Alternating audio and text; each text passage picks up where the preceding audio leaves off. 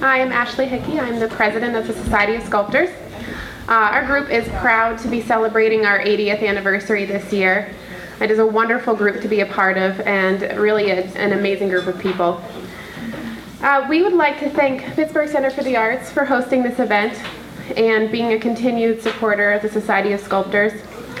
We would like to thank our wonderful membership that makes up our guild. We would like to thank the artists who are a part of the exhibition tonight, as well as the other guilds who are participating. And I'd like to thank our board members who volunteer their time to make our membership what it is and to make the Society of Sculptors an active group in Pittsburgh. We'd also like to thank our juror, Thaddeus Mosley, who couldn't be here tonight, but is a supportive, longtime member of the Society of Sculptors and a former board member.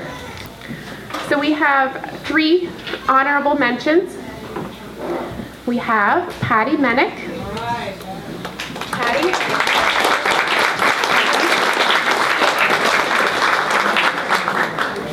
We have Priscilla Fansteel Robinson.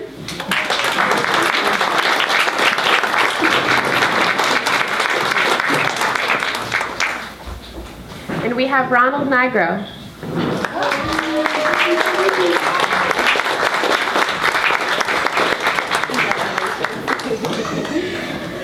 Okay, and next we have our 2 juror awards. Each are prized at $200 each. We have Lori Barnes.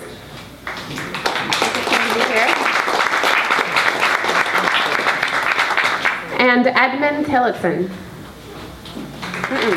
Okay. Well, then we will move right along to our best of show, which goes to Allison Helm.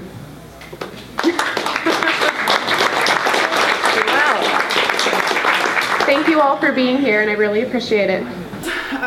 Called Imprint of Consumption, and it's taken out of the consumption series that I've created over the last few years. To me, this is about a fight about me wanting to loosen up and tighten up at the same time. And getting back to consumption, if you take your finger and you lick it and you put it into a pile of sugar, the sugar crystals stick to your finger. But some of that crystal sugar gets absorbed into your skin, just like lotions and things that we have in our body. And so in a small way, dealing with the consumption of drugs or addiction or things that are crystal meth and things like that if you touch it you would get high, or you sniff it, or things that we take in and consume with our bodies, all the way to coal. How do we burn energy? And so this is a combination of iridized glass and oil slick put together, but painted exactly the way I've seen it. Just angle by angle, just like each one of those things, but enlarged so everyone else can appreciate the iridescent of the color. And then I decided to make these little windows of crystals inside so that people could see the absorption of that tasty sugar that people want, or that oil that we need to mechanize our entire lives. And so this is another little thing that opens up, and it kind of allows you to also consume the crystals. The stainless steel serves as the nerves or the blood vessels that go to the finger. And this is almost like a slice of a finger. So you have all the layers of the skin and the blood vessels, and there's sort of this up and down motion of like things happening, like absorption coming and moving down into the body, drawing in and then pulling down. So I kind of wanted to express that, as well as stand this up, because it doesn't really stand too well without the structure behind it. Well, I'm really drawn to just materials and the way they can interact with each other. And I feel like for me in this piece, it's perhaps seemingly sort of an unexpected matchup of like how and why in the world would you try to build walls out of string? I feel like that's sort of an odd thing to begin with. But maybe you could relate to it too. There's some, I don't know if I want to say it's like a beautifying quality, but there's something very tedious and meticulous and laborious about trying to create an impossible structure out of something like string, which in itself is a very sort of fragile material anyway. And so to try to create barriers or ideas of barriers out of string, sort of a funny idea, I think. But do you also not use color?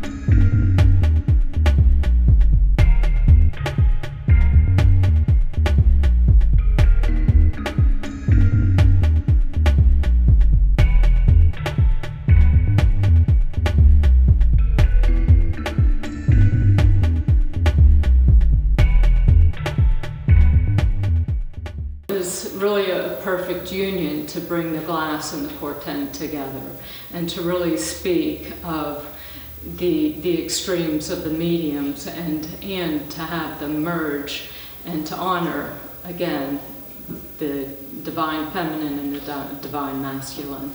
And so the ultimate end product is the story of me embracing both my masculine and feminine, and healing and being whole, and being able to return to my art and be able to fully express who I truly am. My name is Patty Minnick, and this installation was called Twixters at Play. Twixters is a made-up word. I wanted to use a word that describes that sort of texting, twixting, give an identity to someone who does a lot of that. I got started on this idea for this piece probably 5-6 years ago. I was at a restaurant, and it was busy. It was dinner time, and people were waiting to get a table.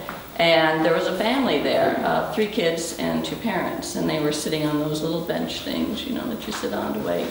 And every one of them was looking into a device. And the youngest was like about 8.